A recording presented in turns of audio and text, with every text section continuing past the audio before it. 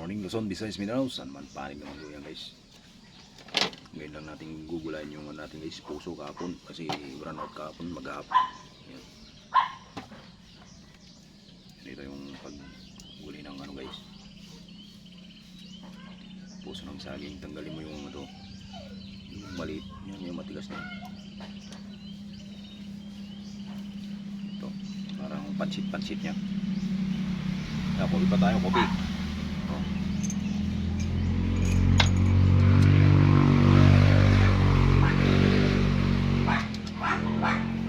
Marami-rami na rin ito guys. Nagaantang halian na rin to yung ulam na to. Hanggang gabihan na rin to. Pag nagluto isang beses na lang.